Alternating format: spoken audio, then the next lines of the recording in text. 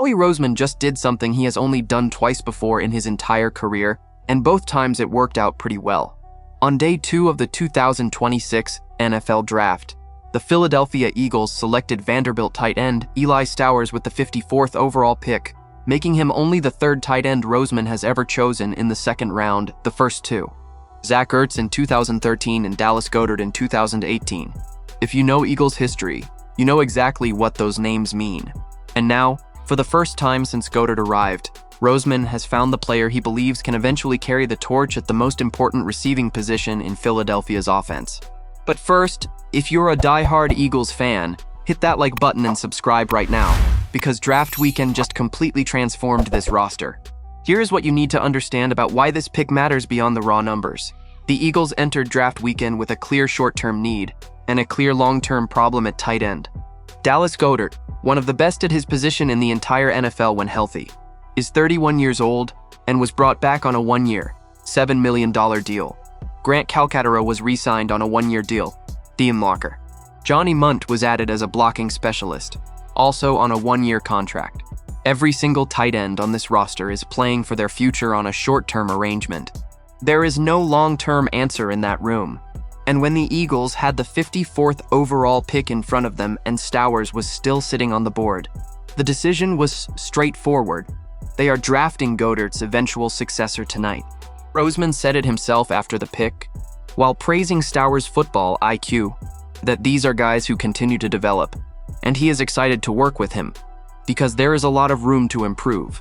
Now let's talk about the story behind this player, because it is genuinely one of the most remarkable journeys in this entire draft class.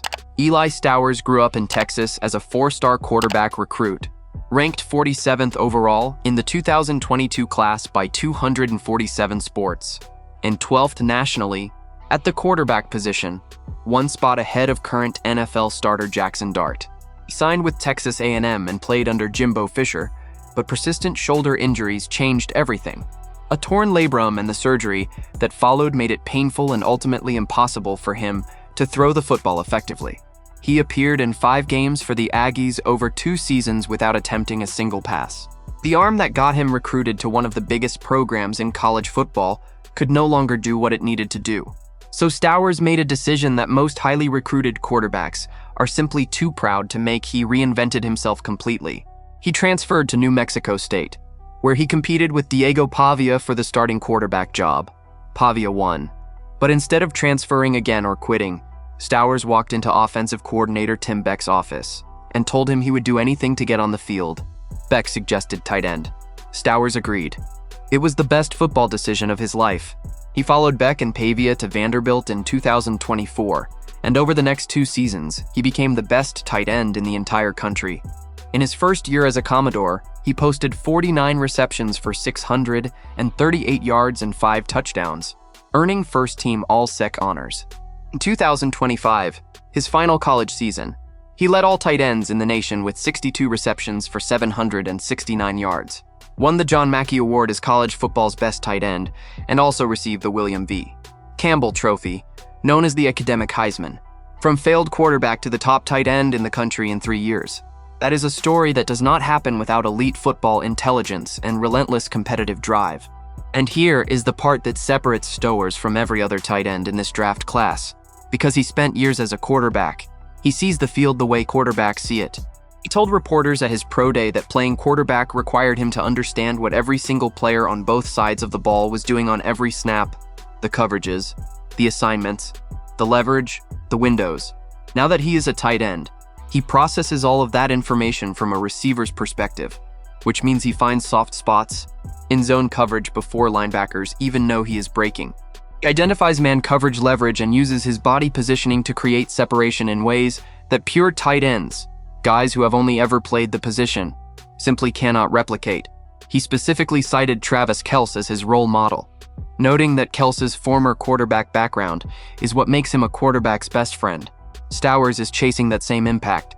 At 6'4" and 239 pounds with a 4.51 40-yard dash, a 45.5-inch vertical, and an 11-foot 3-inch broad jump, the physical tools are there to back it up.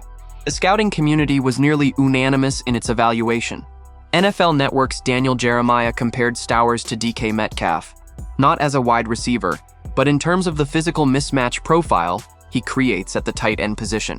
The Ringer's Todd McShay called him a versatile F-tight end with big slot receiver traits, highlighted his 30.6% chunk play rate, meaning nearly a third of all his catches gained 15 or more yards, and praised his 2.43 yards per route run as a mark of genuine efficiency. McShay specifically noted his elite athletic testing numbers and his spatial awareness as a route runner, adding that his burst up the seam threatens linebackers and safeties vertically in ways that create problems for every level of a defense. The Athletics' Dane Brugler called him an above-average athlete for the position who attacks defenders' techniques with quickness and wins one-on-one on slants, digs, and seam balls. Brugler's conclusion: mismatch creating potential with a path to becoming an NFL starter. One legitimate area of concern, and it deserves to be addressed honestly, is blocking. Every evaluator noted the same thing. Stowers' physicality and sustained strength as an inline blocker is questionable at this stage of his development.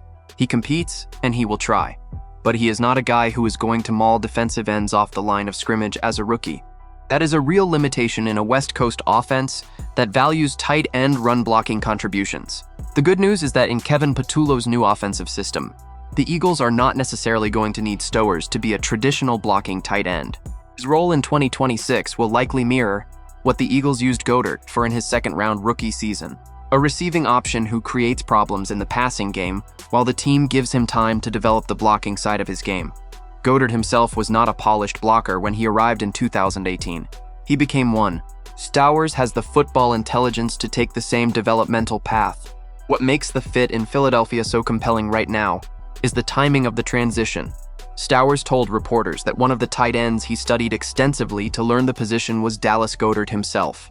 He watched Goedert's tape to understand route technique, body positioning, and how to use size in contested situations. Now he is going to be in the same building as Goedert every single day at the Jefferson Health Training Complex. Think about what that means for his development, learning from the player he modeled his game after, in real time on the practice field, inside one of the best offensive environments in the NFL. The Eagles have done this before with receiver development, and the results speak for themselves. The infrastructure to turn a raw but talented player into a polished starter is already in place in Philadelphia. The broader picture of what this draft class is doing to the Eagles' offense is also worth stepping back to fully appreciate. In the span of 2 rounds, Howie Roseman added Mekhi Lemon, the Biletnikoff Award winner, and the best wide receiver in college football, in the first round, and now Eli Stowers, the Mackey Award winner, and the best tight end in college football, in the second round. Back-to-back picks, back-to-back award winners at their respective positions. That simply does not happen by accident. Roseman had a clear vision of what he wanted this offense to look like in 2026 and beyond, and he executed that vision precisely. The receiver room is now genuinely loaded with Devonta Smith, Lemon, Dontavian Wicks, Marquise Brown, Elijah Moore, and Johnny Wilson. The tight end room now has a legitimate franchise player for the future alongside a proven starter in Goedert for the present. For Jalen Hurts, the arrival of Stowers is significant beyond just the depth chart. One of the most consistent criticisms of Hurts over the last 2 seasons has been his over-reliance on predetermined reads and his difficulty when the first option is not available. A tight end with quarterback-level processing speed, one who finds open windows in coverage naturally because he understands coverage from the other side of the ball, is exactly the kind of safety valve that makes a quarterback look more decisive. Stowers runs the route, reads the coverage, and arrives at the spot where the quarterback needs him to be. That relationship between a high IQ tight end and a quarterback who needs clean, reliable options in the middle of the field could become one of the most important connections in Philadelphia's offense before this roster cycle is over. With Eli Stowers now in Philadelphia, Dallas Goedert set up as the teacher for 1 year, and Howie Roseman having pulled off one of the most complete 2-day draft hauls this franchise has ever had, the question I want your take on is this. Do you think Stowers has the potential to eventually reach the level that Zach Ertz and Dallas Goedert reached in this offense? Or is the potential to eventually reach the level that Zach Ertz and Dallas Goedert reached in this offense? Or is the blocking limitation too big of a concern at the NFL level? Drop your answer in the comments. Don't forget to hit that like and subscribe to the channel. I'll be back with all the latest Eagles news.